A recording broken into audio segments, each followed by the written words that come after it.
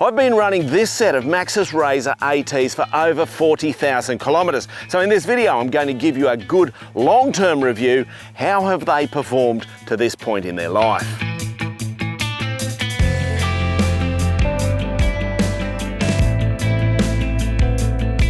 So it's been around 18 months since I last came to you and spoke about this set of tyres.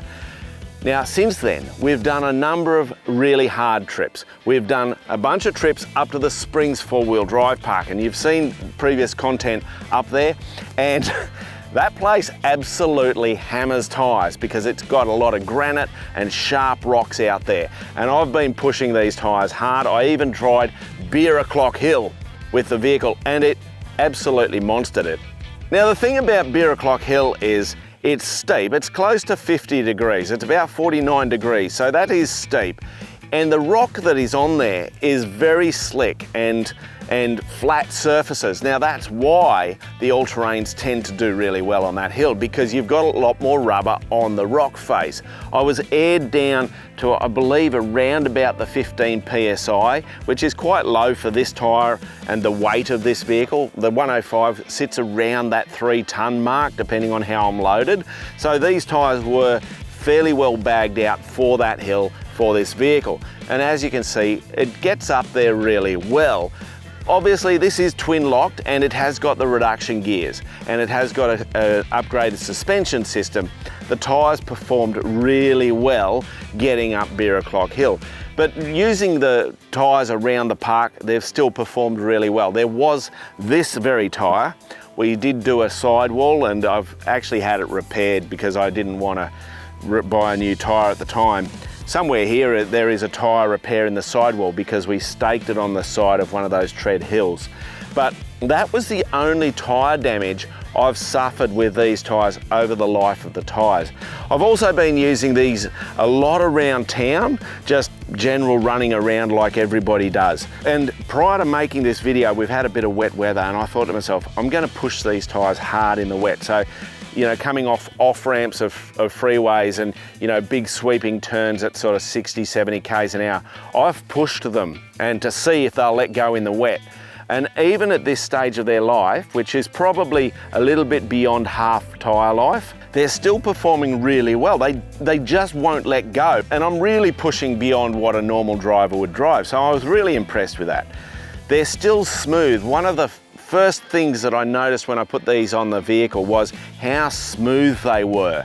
And I mentioned that in the very first video when I fitted the tyres, how smooth the rolling was.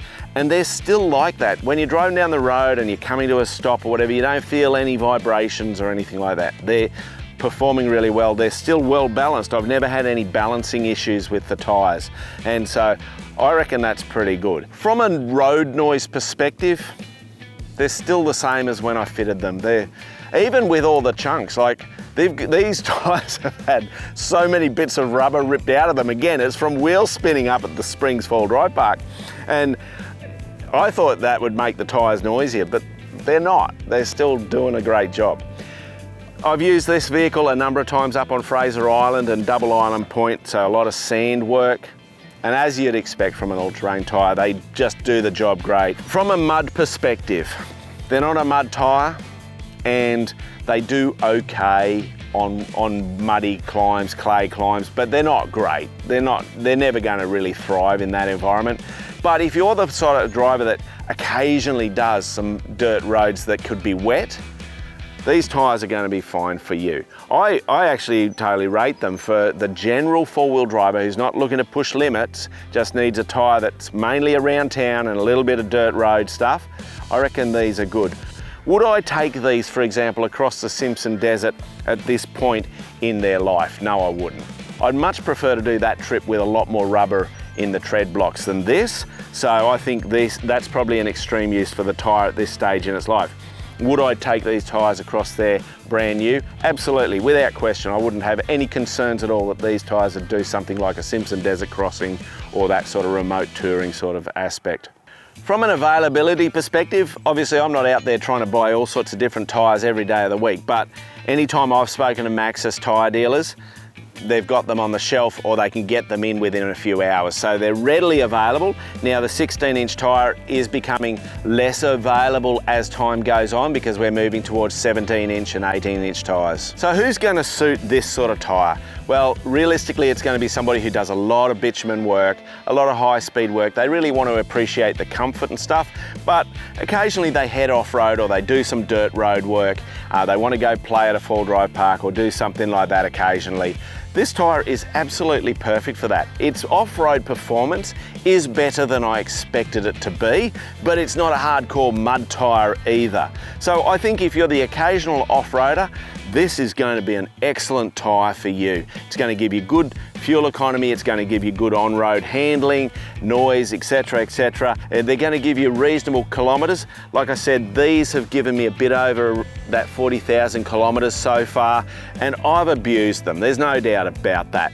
But I would expect an 80,000 kilometre life from the average user. Obviously, some people are going to get way more than that, and some will get less than that. Now, the reason I'm taking these off before I've actually worn them out completely is because I want to try the Maxxis ATs, which is even more highway orientated than these.